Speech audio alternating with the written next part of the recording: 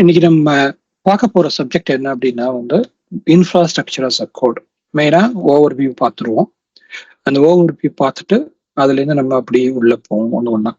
Okay, first infrastructure as a code அப்படின்னா என்ன அப்படின்னு நம்ம தெரிஞ்சுக்கணும். அப்படின்னா உங்களுக்கே ஒரு கேள்வி வரலாம், ரைட்? இந்த கேள்வி எப்படி இருக்கலாம் அப்படின்னா, நம்ம நார்மலா ஒரு ரிசோர்ஸ் ப்ரொவிஷன் பண்ணோம்னா பல வழிகள் இருக்குன்னு பார்த்தோம். ஒரு வழி என்னன்னு பார்த்தோம், நேரா நம்ம போர்ட்டலுக்கு போறோம். போர்ட்டல்ல போய் போர்ட்டல்ல இப்படி நம்ம ரிசோர்ஸ் கிரியேட் பண்ணுவோம், ரைட்? அப்படி கிரியேட் பண்ணும்போது அந்த ரிசோர்ஸ் எப்படி இருக்கும், நம்ம ஃபர்ஸ்ட் ஃபார் எக்ஸாம்பிள் ஒரு ரிசோர்ஸ் குரூப் கிரியேட் பண்ணோம். நம்ம ரிசோர்ஸ் குரூப் அப்படின்னு டைப் பண்ணிட்டு அந்த ரிசோர்ஸ் குரூப்பை நம்ம செலக்ட் பண்ணி அந்த மார்க்கெட் பிளேஸ்ல என்னென்னலாம் ரிசோர்ஸஸ் இருக்கோ அது எல்லாத்தையும் நமக்கு காமிக்கும். அப்படி நமக்கு காமிக்கும் போது நம்ம என்ன பண்ணுவோம், அந்த ரிசோர்ஸை செலக்ட் பண்ணிட்டு ஓகே இதுதான் ரிசோர்ஸ், நமக்கு இந்த ரிசோர்ஸை நாம இப்போ கிரியேட் பண்ண போறோம் அப்படின்னு சொல்லிட்டு அதுக்கு தேவையான இன்புட் பேராமீட்டர்ஸ், ரைட்? என்ன சப்ஸ்கிரிப்ஷன் வேணும், எந்த ரிசோர்ஸ் குரூப்போட நேம் என்ன வேணும், எந்த அஜூர் ரீஜன்ல வேணும், அதுக்கு என்ன டேக் கொடுக்கணும் அப்படின்னு சொல்லிட்டு நம்ம என்ன பண்ணுவோம், அதை போய் கிரியேட் பண்ணுவோம். இதுதான் நார்மலா நம்ம செய்யக்கூடிய விஷயம், ரைட்? இப்போ இதே இன்ஃப்ராஸ்ட்ரக்சர் அஸ் அ கோட்ல நம்ம நார்மலா அதே தான் பண்ணுவோம். இப்போ அதே பண்ணிட்டு நம்ம என்ன பண்ணுவோம், ஸ்டோரேஜ் அக்கௌண்ட் கிரியேட் பண்ணோம்னா நம்ம ஸ்டோரேஜ் அக்கௌண்ட்டுக்கு என்ன பண்ணோம், போயிட்டு இது மாதிரி ஒண்ணா கிரியேட் பண்ண ஆரம்பிச்சோம். இது போர்ட்டல் வழியா பண்ணும். போர்ட்டல் வழியா பண்ணும்போது இது என்ன அப்படின்னா இதுக்கு பேரு ஆர்ம் டெம்ப்ளேட் அப்படின்னு சொல்லுவோம். அஷூர் ரிசோர்ஸ் மேனேஜர் டெம்ப்ளேட் அப்படின்னு சொல்லுவோம். ஆர்ம், ஏஆர்எம் அப்படின்னு சொல்லுவாங்க, இல்ல ஆர்ம் டெம்ப்ளேட்னு சொல்லுவாங்க. அதுதான் நீங்க இதுல பாக்குறது, போர்ட்டல்ல பாக்குறது. ஓகே, பேசிக்கா என்ன நடக்கும் அப்படின்னா இந்த ஆர்ம் டெம்ப்ளேட் அஷூர் ஏபிஐயோட கம்யூனிகேட் பண்ணும். ஓகே, ஏபிஐயோட கம்யூனிகேட் பண்ணி அது உங்களுக்கு ரிசோர்ஸஸை ப்ரொவைட் பண்ணும். ஓகே, அதுதான் இங்க பேசிக்கா நடக்கிறது. இப்போ நாம நிறைய விஷயங்கள் என்ன பார்த்தோம், அஷூர் சிஎல்ஐயும் பவர் ஷெல்லும் பார்த்தோம். அது கோட்ல தானே பண்ணோம். அப்ப அதுவும் இன்ஃப்ராஸ்ட்ரக்சர் அஸ் அ கோட் தானே. நம்ம கோட்ல பண்ணும்போது அதுவும் கோடா தானே இருந்துச்சு. அப்ப அதுவும் இன்ஃப்ராஸ்ட்ரக்சர் அஸ் அ கோட் தானே அப்படின்னு உங்களுக்குள்ள ஒரு கேள்வி வரலாம். ஓகே, எஸ், அதுவும் கோடு தான், இல்லைன்னா சொல்லல. அந்த கோட்ல என்ன அப்படின்னா நமக்கு பார்த்ததுன்னா, இந்த கோடை நம்ம யூஸ் பண்ணும்போது சிஎல்ஐயோ பவர் ஷெல்லோ நம்ம யூஸ் பண்ணும்போது அது என்னவா இருக்காதுன்னா அது டிக்ளரேட்டிவ் மெத்தட்ல இருக்காது. அது இம்பரேட்டிவ் மெத்தட்ல தான் இருக்கும். அப்படின்னா என்ன? ஓகே, இம்பரேட்டிவ் மெத்தட்னா என்ன, டிக்ளரேட்டிவ் மெத்தட்னா என்ன அப்படிங்கிறது தான் நம்ம தெரிஞ்சுக்கணும் ஃபர்ஸ்ட். ஸோ ஜென்ரலா என்ன நடக்குது அப்படின்னா, நம்ம ஒரு கோடை எழுதி கோடை நம்ம எக்ஸிக்யூட் பண்ணும்போது நம்ம என்ன சொல்லுவோம், ஸ்டெப் 1, ஸ்டெப் 2, ஸ்டெப் 3, ஸ்டெப் 4 அப்படின்னு சொல்லி நம்ம ஒரு ஸ்டெப்பா டிஃபைன் பண்ணுவோம். ஸோ நீங்களே பார்த்துருப்பீங்க, சிஎல்ஐல கிரியேட் பண்ணும்போது ஃபர்ஸ்ட் ரிசோர்ஸ் குரூப் கிரியேட் பண்ணு, இது பண்ணு நம்ம ஒரு ஸ்டெப்பா சொல்லணும். பவர் ஷெல்ல செல்லும் போதும் அதே மாதிரி தான் பண்ணணும். அப்படியே பண்ணிட்டே வரும்போது அதுக்கு தகுந்த மாதிரி நம்ம கொடுக்குற ஸ்டெப்புக்கு தகுந்த மாதிரி ப்ரொவிஷனிங் நடக்கும். அதுக்கப்புறம் அந்த ப்ரொவிஷனோட ஸ்டேட், அது எந்த லெவல்ல என்ன ஸ்டேட்ல இருக்கு அப்படிங்கிறத கண்டுபிடிக்கணும்னா அந்த ஸ்டேட் அங்க இருக்காது. அதனாலதான் ரெட் கலர்ல கொடுத்துருக்கேன். அப்போ என்ன ரிசோர்சஸ் எல்லாம் நடந்துச்சு அப்படின்னா முன்னாடி உள்ளது தெரியுமான்னா அதுக்கு தெரியாது. ஓகே, அந்த நிமிஷத்துல அப்போ என்ன நடந்துச்சோ அது மட்டும்தான் அது ஞாபகம் இருக்கும். அதுக்கப்புறம் அதை மறந்துடும். ஓகே, ஸோ இப்ப 10 ரிசோர்ஸ் டிப்ளாய் பண்ணியிருக்கோம் அப்படின்னா அந்த 10 ரிசோர்ஸும் இந்த ஸ்கிரிப்டுக்குலாம் தெரியுமான்னா தெரியாது. 11 கிரியேட் பண்ண சொன்னீங்கன்னா கூட டெலிட் பண்ண சொன்னா டெலிட் பண்ணணும், இருந்தா டெலிட் பண்ணணும். இப்படிதான் அது நடக்கும். ஸோ இது எல்லாமே என்னன்னா இம்பரேட்டிவ் இன் நேச்சர்ல இருக்கு. நம்ம என்ன பண்ணணும்னா நம்ம பண்ண போறது என்னன்னா பேசிக்கா இன்ஃப்ராஸ்ட்ரக்சர் கோட்னா it must be a declarative அப்படிங்கறதா இங்க கான்செப்டே. ஓகே, அது என்ன அப்படிங்கறத தெரிஞ்சுக்கிறதுக்கு தான் நம்ம இன்ஃப்ராஸ்ட்ரக்சர் கோட் ஓவர்வியூ அப்படின்னு வரும். இந்த ஃபர்ஸ்ட் ஸ்டெப் என்னன்னா இன்ஃப்ராஸ்ட்ரக்சர் கோட் அப்படின்னு வரும்போது நம்ம நண்பன் படத்துல விஜய்கிட்ட ஒரு கேள்வி கேட்பாங்க இல்லையா, வாட் இஸ் இன்ஜினியரிங் அப்படின்னு. அப்போ அவரு எந்திரிச்சு ப்ராக்டிக்கலா பதில் சொல்லுவாரு. அப்போ அதே மாதிரிதான் இங்கேயும் தேரியா அப்புறம் பதில் சொல்லுவார்ல. இப்ப தேரியை பார்த்துருவோம். ஓகே, இப்போ தேரி அப்படின்னு பார்க்க போனா infrastructure code is in software engineering that enable management of infrastructure through machines readable file. Okay, பேசிக்கா ஒரு மிஷின் ரீடபிள் ஃபைலா இருக்கணும், மேனுவல் ப்ராசஸா இருக்கக்கூடாது. இப்போ நம்ம போய் போர்ட்டல்ல பண்ணும்போது நம்ம என்ன பண்ணோம், மேனுவலா ஸ்டெப் பை ஸ்டெப்பா ஒன்னா ப்ராசஸ் பண்ணிக்கிட்டே வந்தோம். அப்புறம் அது என்ன பண்ணணும், அது பிசிக்கல் ஹார்ட்வேர் கான்ஃபிகரேஷனாவும் இருக்கக்கூடாது. Okay, it must be a software driven and it's machine ரீடபிளா இருக்கணும். அதுதான் இங்க முக்கியம். அதே மாதிரி இது என்னன்னா கோடை வந்து நம்ம ரைட் பண்ணுவோம். அந்த கோடு வந்து என்ன ஆகும்னா ப்ரொவிஷன் ஆகும், மேனேஜிங் இன்ஃப்ராஸ்ட்ரக்சரா இருக்கணும். அது வெர்ச்சுவல் மிஷினாவும் இருக்கலாம், நெட்வொர்க்காகவும் இருக்கலாம், ஸ்டோரேஜாகவும் இருக்கலாம், ஓகே என்ன வேணுமோ இருக்கலாம். ஆனா அது என்ன பண்ணணும், நம்ம ஒரு கான்ஃபிகரேஷன் சொன்னோம்னா அந்த கான்ஃபிகரேஷனுக்கு அது கரெக்டா அந்த ரிசோர்ஸை ப்ரொவிஷன் பண்ணணும். அது மட்டும் இல்லாம அது வெர்ஷன் கண்ட்ரோலாகவும் இருக்கணும், ஆட்டோமேஷனாகவும் பண்ணக்கூடியதாகவும் இருக்கணும். ஒரு தடவை நான் எக்ஸிக்யூட் பண்ணதை இன்னொரு தடவை எக்ஸிக்யூட் பண்ணா அது கன்சிஸ்டன்சி அதே மாதிரியே வரணும் அப்படிங்கிறது தான் இதனுடைய முக்கியமான குறிக்கோள். ஓகே, அது நடக்குதா அப்படின்னா அது எல்லாமே நடந்துச்சுன்னா அதுக்கு பேர் என்ன, இன்ஃப்ராஸ்ட்ரக்சர் சப்போர்ட். ஸோ பேசிக்கா ஐஏசி அப்படின்னு சொல்லுவாங்க. ஐஏசி அப்படின்னு சொன்னா ஷார்ட் ஃபார்மா தான் இன்ஃப்ராஸ்ட்ரக்சர் சப்போர்ட்டுக்கு.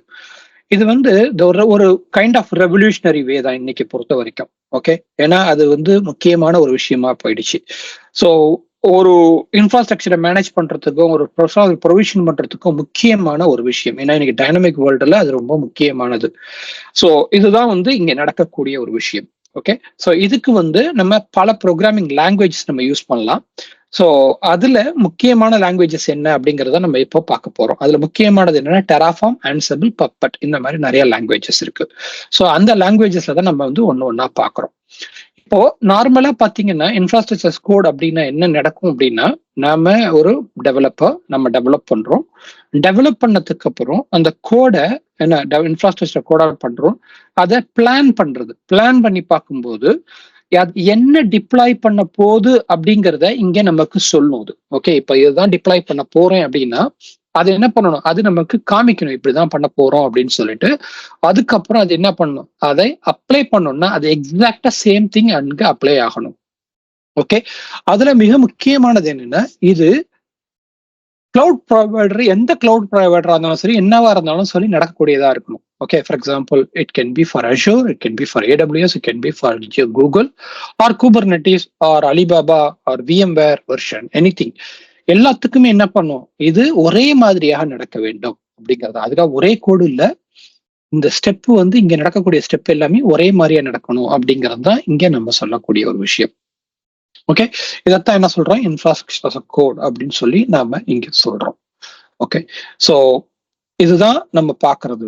இதுல மிக முக்கியமா நம்ம பார்க்க வேண்டியது என்னன்னா வந்து இதுல நிறைய மெத்தட் இருக்கு. டிக்ளரேட்டிவ் கான்ஃபிகரேஷன் இருக்கு, ஆட்டோமேஷன் இருக்கு, வெர்ஷன் கண்ட்ரோல் இருக்கு, ஸ்கேலபிலிட்டி அண்ட் ஃபிளெக்சிபிலிட்டி இருக்கு. ஸோ மெயினா டிக்ளரேட்டிவ் கான்ஃபிகரேஷன் அப்படின்னு சொன்னா, டிக்ளரேட்டிவ் மேனர் அப்படின்னா என்னங்கிறத பின்னாடி நான் உங்களுக்கு விளக்கி தெளிவா சொல்றேன். ஓகே, ஸோ ஆட்டோமேஷனுன்னா நம்ம பண்ணக்கூடிய விஷயங்கள் வந்து ஆட்டோமேஷனாக வரணும். ஓகே, நம்ம என்ன பண்ணாலும் அதை நம்ம ஒரு தடவையும் போய் டச் பண்ணி அதை வந்து இப்படிதான் எக்ஸிக்யூட் பண்ணுன்னு சொல்லாம அதை ஆட்டோமேட்டிக்கா எக்ஸிக்யூட் பண்றதுக்காகவும், மேனுவலா பண்ணோம்னா என்ன நடக்கும் அப்படின்னா நிறைய எரர் வர்றதுக்கு வாய்ப்புகள் இருக்கு இல்லையா. அந்த எரர் எல்லாம் நம்ம வந்து ஒமிட் பண்றதுக்காக, தேவையில்லைன்னு சொல்றதுக்காக நம்ம என்ன பண்றோம், இன்ஃப்ராஸ்ட்ரக்சர் கோடா இதை நம்ம கொண்டு வரோம். அது மட்டும் இல்லாம வெர்ஷன் கண்ட்ரோல் வேணும். இப்போ நாம ஒரு இன்ஃப்ராஸ்ட்ரக்சர் டிப்ளாய் பண்ணிட்டோம், அந்த இன்ஃப்ராஸ்ட்ரக்சர் டிப்ளாய் பண்ணதுக்கு அப்புறம் அது வந்து திரும்பவும் நான் மாடிஃபை பண்ணேன்னா முன்னாடி என்ன பண்ண பின்னாடி என்ன பண்ணிருக்கேன் அப்படிங்கிறது எனக்கு தெரியணும். முன்னாடி போகணும் அப்படின்னா ஈஸியா என்னால போக முடியணும். அதுக்கு version control is very important. அப்புறம் ஸ்கேலபிலிட்டி அண்ட் ஃபிளெக்சிபிலிட்டி இருக்கணும். முக்கியமா என்னன்னா வந்து நான் ஒரு இன்ஃப்ராஸ்ட்ரக்சரை ஒரு தடவை ஒரு கோட் டெவலப் பண்ணிட்டு நான் ஒரு விஎம்க்கு டெவலப் பண்ணதை 10 VM பண்ணு அப்படின்னு சொன்னா 10 VM பண்ற அளவுக்கு எனக்கு அது அந்த ஸ்கிரிப்ட் 10ங்கிறது 1000 கூட நான் பண்ணலாம். 1000 பண்ற அளவுக்கு I just need to parameterize those things, right.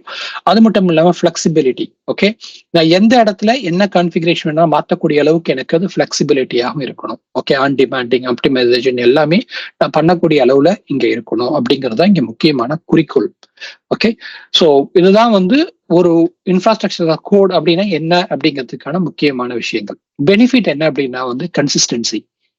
நான் ஒரு தடவை ஒரு கோடை எழுதிட்டு அதை டிப்ளாய் பண்ணேன்னா அந்த கோடு வந்து கரெக்டா கன்சிஸ்டன்டா டிப்ளாய் ஆகும். ஒரு என்விரான்மெண்ட்ல இல்ல, மல்டிபிள் என்விரான்மெண்ட். இப்போ நீங்க ஒரு இதுக்கு வந்துட்டீங்கன்னா என்ன நடக்கும் அப்படின்னா, ஒரு என்டர்பிரைஸ் என்விரான்மெண்ட்ல வந்தீங்கன்னா அவங்க ஃபர்ஸ்ட் டெவலப்மெண்ட் என்விரான்மெண்ட் ஒன்று வச்சிருப்பாங்க. அங்க டெவலப் கோடை டிப்ளாய் பண்ணி பார்ப்பாங்க. அதுக்கப்புறம் அதே கோடை என்ன பண்ணுவாங்கன்னா ஸ்டேஜிங் கொண்டு போவாங்க, அப்புறம் UATக்கு கொண்டு போவாங்க, அதுக்கப்புறம் தான் ப்ரொடக்ஷனுக்கு கொண்டு போவாங்க.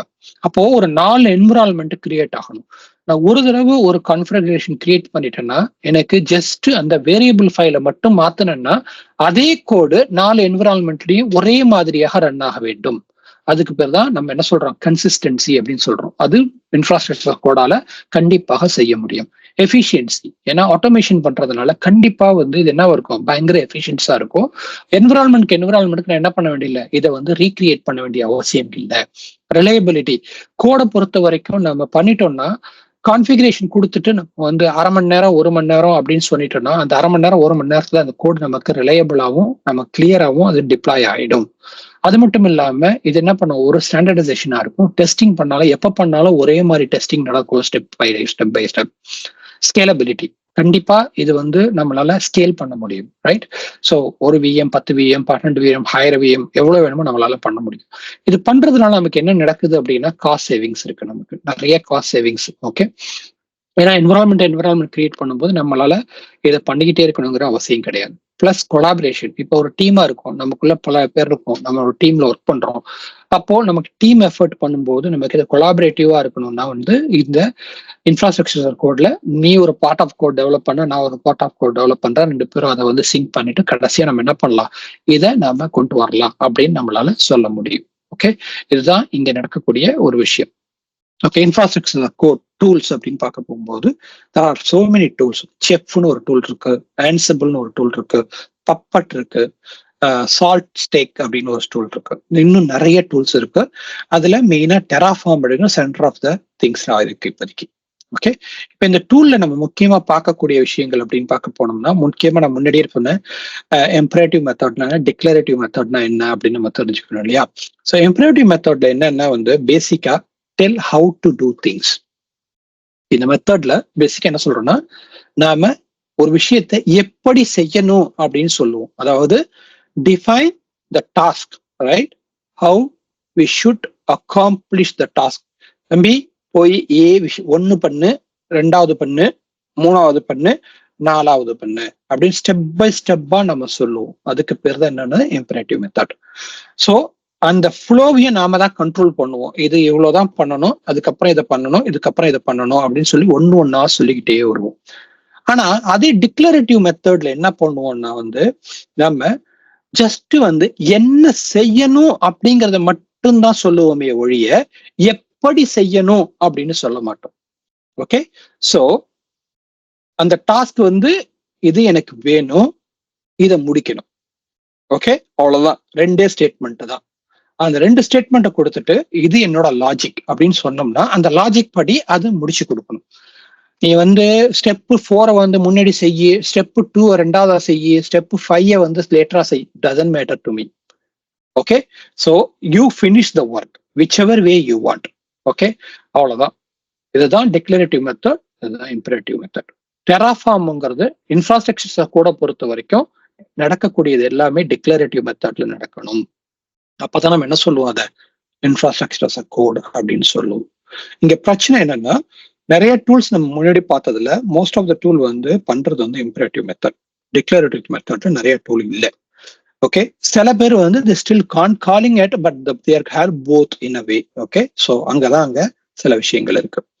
இப்போ டிக்ளரேட்டிவ் அப்ரோச் அப்படின்னு பார்க்கும்போது நான் வந்து என்ன பண்ணலாம் அப்படின்னா, எனக்கு தேவையான அஷூர் ரிசோர்சஸை இந்த மாதிரி நான் என்ன பண்ணலாம், போயிட்டு ஐபி கிரியேட் பண்ணு, நிக்கார்டு பண்ணு, டிஸ்க் பண்ணு, விஎம் பண்ணு, சப்நெட் பண்ணு, ரிசோர்ஸ் குரூப் பண்ணு அப்படின்னு சொல்லிட்டு நான் பாட்டுக்கு போயிடலாம். என்னோட ஃபைல்ல நான் எழுதும் போது நான் ரிசோர்ஸ் குரூப்பை ஃபர்ஸ்ட் தான் எழுதணும்னு அவசியம் இல்லை, ஐபியை கூட ஃபர்ஸ்டா எழுதலாம். ஓகே, ஸோ அந்த டூலுக்கு தெரியும் எதை ஃபர்ஸ்ட் எக்ஸிக்யூட் பண்ணும், எதை செகண்டா எக்ஸிக்யூட் பண்ணும் அப்படின்னு அந்த டூலுக்கு தெரியும். ஏன்னா உங்களுக்கு தெரியும் இல்லையா, ரிசோர்ஸ் குரூப் இல்லாம நீங்க ஐபி கிரியேட் பண்ண முடியாது. அஷூர்ல ரிசோர்ஸ் குரூப் இல்லாம எதுவுமே இங்க இருக்கிறது பண்ணவே முடியாது. அப்போ resource group number 1. Okay, but என்னோட ஸ்கிரிப்ட்ல இது நம்பர் 1 இருக்கணுமான்னா தேவையில்லை. ஓகே, எங்க வேணுமோ இருக்கலாம். ஆனா அதே இம்பரேட்டிவ் மெத்தட்ல எப்படின்னா, கண்டிப்பா ஃபர்ஸ்ட் ரிசோர்ஸ் குரூப் பண்ணு, அப்புறம் வெர்ச்சுவல் மிஷின் பண்ணு, வெர்ச்சுவல் மிஷின் பண்ண உடனே சப்நெட் பண்ணு, சப்நெட் பண்ணதுக்கு அப்புறம் என்எஸ்டி பண்ணு, இது எல்லாம் முடிச்சதுக்கு அப்புறம் ஐபி அட்ரஸ் பண்ணு, அப்புறம் நிக்கார்டை வந்து சப்நெட்ல கிரியேட் பண்ணு, அப்புறம் விஎம் கிரியேட் பண்ணி நிக்கார்டை அசோசியேட் பண்ணு, விஎம் கிரியேட் ஆனதுக்கு அப்புறம் என்ன பண்ணு, டிஸ்க் பண்ணு அப்படின்னு நம்ம ஒண்ணா சொல்லிக்கிட்டே வரணும். இதுதான் அந்த மெத்தடுக்கும் இந்த மெத்தடுக்கும் உள்ள டிஃபரன்ஸ். அப்புறம் ப்ரொசீஜரல் என்ன, அதே மாதிரிதான் ஸ்டெப் பை ஸ்டெப்பா சொல்லணும். ஒன்னை விட்டுட்டு இன்னொன்னுக்கு போக முடியாது. கண்டிப்பா அது என்ன பண்ணும், டாப் டவுன் மேலேந்து அப்படியே கோட எக்ஸிக்யூட் பண்ணிக்கிட்டே வரும். அந்த ஃபைல்ல இருக்கிறது அது முடிஞ்சதுக்கு அப்புறம் தான் ஒரு இடையில எங்கேயா யாராவது வந்துச்சுன்னா அங்கேயே நின்றுடும். ஓகே, அதுதான் ப்ரொசீஜரல் மெத்தட். ஸோ இந்த மெத்தட் தான் வந்து நம்ம பார்க்கக்கூடியது. ஓகே, இது வரைக்கும் நீங்க பார்த்தது வந்து இன்ஃப்ராஸ்ட்ரக்சர் அஸ் அ கோட் அப்படின்னா என்ன அப்படிங்கறத வந்து இது வரைக்கும் பார்த்துருக்கோம். இப்போ பேக் எண்ட்ல எப்படி நடக்கும் அப்படிங்கறத உங்களுக்கு சொல்லிடுறேன். ஓகே,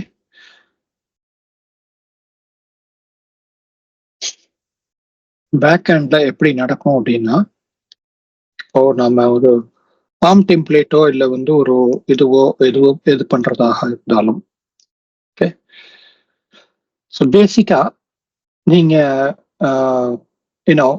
ஒரு ரிசோர்ஸ் அஷூர்ல ப்ரொவைட் பண்றீங்க அப்படின்னா, there are several methods to deploy resources in Azure, ரைட்டா?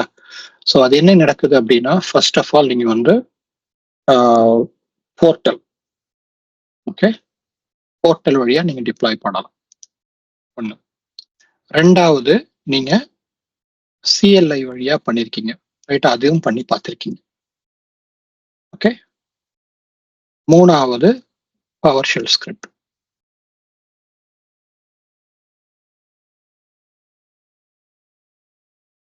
Okay, so power shell script இது வழியாகவும் நீங்க பண்ணிருக்கீங்க. இதெல்லாம் மெத்தட்ஸ், ரைட்? இது இல்லாம இப்போ நாம கிரியேட் பண்ணக்கூடிய இந்த ஸ்கிரிப்ட் இருக்கு. ஓகே, ஃபார் எக்ஸாம்பிள் டெராஃபார்ம் இருக்கு, அன்சிபிள் இருக்கு, எல்லா டூலுமே இருக்கு. ஓகே, இதை டெராஃபார்ம்னு கால் பண்ணிக்குவோம். ஓகே, இதுக்கப்புறம் நீங்க டூல் கால் பண்ணக்கூடிய மற்ற டூல்ஸ்லாம் இருக்கு. ஓகே, அதை வந்து ஐஏசின்னு கால் பண்ணிக்கும். அது என்ன வேணுமோ இருக்கலாம். ஓகே, டூல்ஸ்லாம் இருக்கு. இது எல்லாமே என்னென்ன டூல்ஸ் எல்லாமே எங்க போகும் அப்படின்னா, அஷூர்ல இருக்கக்கூடிய ஏபிஐக்கு போகும். ஓகே, இதுதான் ஏபிஐ. இங்க ஏபிஐ ஒன்று இருக்கும். ஓகே, இந்த டூல் எல்லாமே ஓகே நீங்க எதை கூட்டிங்கனாலும் இங்க எப்படி வரும், இந்த ஏபிஐக்கு தான் வரும். ஓகே, இந்த ஏபிஐ வந்து எப்படி இருக்கும்னா ஜேசான்ல தான் அண்டர்ஸ்டாண்ட் பண்ணிக்கும். எதை கொடுத்தீங்கன்னாலும் நீங்க இந்த ஏபிஐக்கு தேவை என்ன இன்புட் வந்து ஜேசான்ல தான் வேணும். இது ஒரு ரெஸ்ட் ஏபிஐ. ஓகே, இந்த ரெஸ்ட் ஏபிஐ வந்து நீங்க நிறைய படிச்சிருந்தீங்கன்னா உங்களுக்கு தெரியும். ஏபிஐல வந்து ஒன் ஆஃப் தி ஏபிஐ வந்து ரெஸ்ட் ஏபிஐ தான் ரொம்ப பாப்புலரா இருக்கு. ஓகே, ஸோ அந்த ரெஸ்ட் ஏபிஐ தான் நம்ம என்ன பண்ணுவோம், ஹிட் பண்ணுவோம். இப்போ இந்த இடத்துல நமக்கு தேவை என்ன, ஓகே, ரெஸ்ட் ஏபிஐ. இந்த ஏபிஐ தான் நம்ம ஹிட் பண்ணோம். இந்த ஏபிஐ ஹிட் பண்ண உடனே இந்த ஏபிஐ என்ன பண்ணும், வாங்கிட்டு போய் இங்க ஓகே ஆம் அப்படின்னு சொல்லியிருக்கு, அஷூர் ரிசோர்ஸ் மேனேஜர் அப்படின்னு ஒரு ப்ரோக்ராம் இருக்கு இந்த இடத்துல. ஓகே, இதுல கொண்டு போய் அதை கொடுக்கும். ஓகே, கொடுக்கும்போது அது என்ன பண்ணும் அப்படின்னா, இங்க இருந்து வாங்கி ஓகே இந்த இடத்துல இருந்து அதை வாங்கிட்டு போய் பேசிக்கா இவர்கிட்ட கொடுத்த உடனே இங்க அதுக்கு முன்னாடியே ஆத்தென்டிகேஷன் ஆத்தரைசேஷன் எல்லாமே முடிஞ்சிடும். ஓகே, இந்த ஹிட் பண்றதுக்கு நீங்க அப்புறம் இது ரோல் என்னன்னு செக் பண்ணும். ஓகே, ரோல்லாம் செக் பண்ணிட்டு நாம என்ன ரிசோர்ஸ் கேட்கிறோமோ, இங்க கேட்கிறோம்ல இந்த ரிசோர்சஸ்லாம், இப்போ இந்த ரிசோர்ஸ் என்ன ரிசோர்ஸ் கேட்கிறோமோ அந்த ரிசோர்சஸ் எல்லாத்தையும் என்ன பண்ணும், அது ப்ரொவிஷன் பண்ணும். நீங்க என்ன சொல்றீங்களோ அதுக்கு தகுந்த மாதிரி அதை அஷூர் போர்ட்டல்ல எப்படி ப்ரொவிஷன் பண்ணிடும். அவ்வளவுதான் நடக்கிறது, வேற எதுவுமே இல்லை பேக் எண்ட்ல. ஓகே, இப்படிதான் அது ப்ரொவிஷன். அது நீங்க எந்த வழியா வந்தாலும் எந்த வகையில வந்தாலும் இது இப்படிதான் அது ப்ரொவிஷன் பண்ணும். ஸோ இதுதான் வந்து பேசிக்கா ஃப்ளோ, நடக்கக்கூடிய ஃப்ளோ. இங்கேருந்து வந்து இதை இப்படி எடுத்துட்டு போய் ரெஸ்ட் ஏபிஐ ஹிட் பண்ணி ஆர்ம் டெம்ப்ளேட்டுக்கு போயிட்டு இந்த ரிசோர்சஸ் எல்லாம் உங்களுக்கு ப்ரொவிஷன் பண்ணி கொடுக்கும். இப்போ இது வரைக்கும் நம்ம பார்த்தது என்னன்னா, பேசிக்கா போர்ட்டல்னா என்ன அப்படின்னு பார்த்துருக்கோம், சிஎல்ஐனா என்னன்னு பார்த்துருக்கோம், பவர் ஷெல்னா என்னன்னு பார்த்துருக்கோம். ஸோ இன்னைக்கு நம்ம ஃபோக்கஸ் பண்ண போறது முக்கியமா டெராஃபார்ம் அப்படின்னா என்னன்னு ஃபோக்கஸ் பண்ண போறோம். அதுதான் இன்ஃப்ராஸ்ட்ரக்சர் கோட்ல வருது. அதை வச்சு நாம இதெல்லாம் நமக்கு தேவையே இல்லை. ஓகே, ஏன்னா டெராஃபார்ம் பார்த்துக்கும் இது எல்லாத்தையுமே. இங்கேருந்து இங்க எப்படி ஹிட் பண்றது, இதை எப்படி டிரான்ஸ்லேட் பண்றது எல்லாமே டெராஃபார்ம் பார்த்துக்கும். எப்படி நீங்க சிஎல்ஐ பண்ணும்போது இதை பத்திலாம் நீங்க கேர் பண்ணாம இருந்தீங்களோ இந்த பேக் எண்டை, அதே மாதிரி டெராஃபார்ம் அது எல்லாத்தையுமே பார்த்துக்கும். ஓகே, ஸோ அதுதான் பேசிக்கா நடக்க போற விஷயங்கள். Okay? புரியுதா? Okay bye. ஸோ எனக்கு ஜஸ்ட் ஒரு சின்ன கிளாரிஃபிகேஷன் பாய். ஓகே, ஸோ சொல்லுங்க. இதில் வந்து எக்ஸப்டட் டெராஃபார்ம் தவிர்த்துட்டு மற்ற எல்லாமே வந்து இம்பெரிட்டிவாக ஒர்க் ஆகுது. ஸோ நம்ம என்ன கொடுக்குறோமோ அதுக்கு போய் ஸ்ட்ரைட்டாக போய் ஹிட் ஆகி ஆம் டெப்ளிட்டை ஹிட் பண்ணி நம்மளுக்கு ப்ரொவிஷன் ஆயிடுது. ஸோ டெராஃபார்ம் மட்டும் சின்ஸ் இஸ் அ டிக்ளரேட்டிவ்னால மேபி மிடில் வந்து ஸோ அது என்ன ஆர்டர் வேணும் எப்படின்ற மாதிரி ஒரு சம் டிரான்ஸ்லேஷன் நடந்துட்டு அதுக்கப்புறம் ரெஸ்ட் ஏபிஐ தென் ஆமும் ஆம் டெப்ல ஹிட் பண்ணி பண்ணுதா பாய்? இல்ல, இப்போ எல்லாமே இந்த வேலையை தான் பண்ணுது. ஓகே, இதுல டெராஃபார்ம் என்ன பண்ணுது ஸ்பெஷலைஸ்டானா, இங்க பண்ணும்போது இந்த இடத்துல ஓகே இங்க இருக்குல்ல இந்த ரிசோர்ஸ்லாம், இந்த ரிசோர்ஸோட ஸ்டேட்டஸ் என்ன, ஸ்டேட் என்ன அப்படிங்கறத வந்து ரெக்கார்ட் பண்ணிக்குது. ஓகே, அங்கேதான் அந்த டிக்ளரேட்டிவா இருக்கு. இந்த இடத்துல என்ன பண்ணுதுன்னா, இது இங்க என்ன ஸ்டேட் இருந்துச்சு அப்படிங்கறத வந்து இது கிளியரா ரெக்கார்ட் பண்ணிக்குது இப்படி. ஓகே, பண்ணிட்டு நீங்க சொல்லக்கூடிய சேஞ்சஸ் என்னவோ அந்த சேஞ்சஸ என்ன பண்ணுதுன்னா, ஓ இவர் இந்த சேஞ்சஸ் பண்ணிருக்காருப்பா, இந்த ஸ்டேட் இருக்கு, இந்த ஸ்டேட் என்ன பண்ண நீ இப்போ ஒன்லி இந்த சேஞ்சஸ் மட்டும் பண்ணுப்பான்னு சொல்லி திருப்பி ஏபிஐ போய் அந்த சேஞ்சஸ் மட்டும் அனுப்புது. புரியுதா? இப்ப நீங்க சிஎல்ஐல அதை பண்ண முடியாது. ஃபார் எக்ஸாம்பிள் இங்க சிஎல்ஐல 2 விஎம் பண்ணிட்டீங்க, அதே ஸ்கிரிப்ட் யூஸ் பண்ணி 3ன்னு கொடுத்தீங்கன்னா புதுசா 3 விஎம் கிரியேட் பண்ணும். என்ன? ஆனா டெராஃபார்ம்ல வந்து டெராஃபார்ம் ஓவர் ரைட் இல்ல, புதுசா 3 ஆகும். 2 + 3 5 ஆயிடும். ஓகே, ஸ்கேலிங் பண்ணும்போது. ஓகே, வேற இங்க அப்படி இல்ல. 3ன்னு கொடுத்தீங்கன்னா ஏற்கனவே 2 இருக்கு, ஸ்டேட்ல போய் படிக்கும், போய் ஏற்கனவே 2 கிரியேட் ஆயிடுச்சு, இப்ப நான் 1 தான் பண்ணணும், 1 மட்டும் பண்ணணும், 1க்கான சிக்னலை மட்டும் இங்க அனுப்பும். இது என்ன பண்ணும், நீங்க என்ன சொல்றீங்களோ அதை வாங்கி செஞ்சு விட்டுரும். கரெக்டா இல்லையா? அந்த பிளான் அண்ட் அப்ளை சொன்னீங்களா பாய், அதுவும் இந்த ஸ்டேட்ல ஸ்டேட் அதை பாத்துக்குமா பாய்? சோ என்ன பண்ணும், நீங்க பிளான் அப்படின்னு கொடுத்த உடனே பிளான் என்ன பண்ணும் அப்படின்னா, போய் நேர ஏபிஐக்கு கால் பண்ணி நான் இதெல்லாம் பண்ண போறேன் என்ன இருக்குன்னு கேட்கும். ஃபர்ஸ்ட் ஸ்டேட்ல பார்க்கும், அப்புறம் ஸ்டேட்டை வந்து செக் பண்ணும், கிராஸா இங்க இருக்கிறதுக்கும் ஸ்டேட்டுக்கும் எதுவும் கரெக்டா இருக்கான்னு பார்க்கும். பார்த்துட்டு எல்லாத்தையும் ஃபர்ஸ்ட் என்ன பண்ணும், டெராஃபார்ம் போயிட்டு இங்க போய் ரெஸ்ட் ஏபிஐல கொடுத்து எல்லாத்தையும் லிஸ்ட் பண்ணுன்னு சொல்லும். ஓகே, ரிசோர்சஸ் எல்லாம் லிஸ்ட் பண்ணுங்க. லிஸ்ட் பண்ணதுக்கு அப்புறம் லிஸ்ட்டை வந்து ஸ்டேட்டோட செக் பண்ணும். ஸ்டேட்டோட செக் பண்ணிட்டு இதெல்லாம் இருக்கு இது இல்ல, ஓகே இதெல்லாம் புதுசா பண்ண போறேன் இது இல்லைன்னு நம்மகிட்டே சொல்லும். ஓகே, அதை மட்டும் அனுப்பும் நம்ம கன்ஃபார்ம் பண்ண.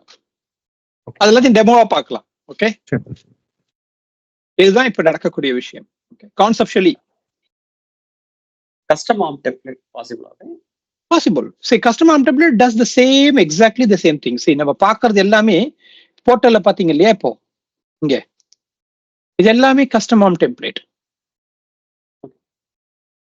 ஓகே, இப்போ நாங்க லேண்டிங் ஜோன் பண்ண பாத்தீங்கன்னா, நேத்து போன வாரம் நம்ம லேண்டிங் ஜோன் டெமோ எடுத்தோமே, இந்த ஹோல் லேண்டிங் ஜோன் வருது, அந்த whole landing zone custom template தான்.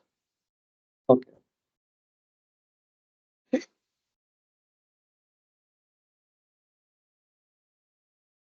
இப்போ கான்செப்டா உங்களுக்கு புரியுது இல்ல இது ஓரளவுக்கு? நம்ம அடுத்ததுக்கு போகும்போது இன்னும் தெளிவா உங்களுக்கு புரியும்.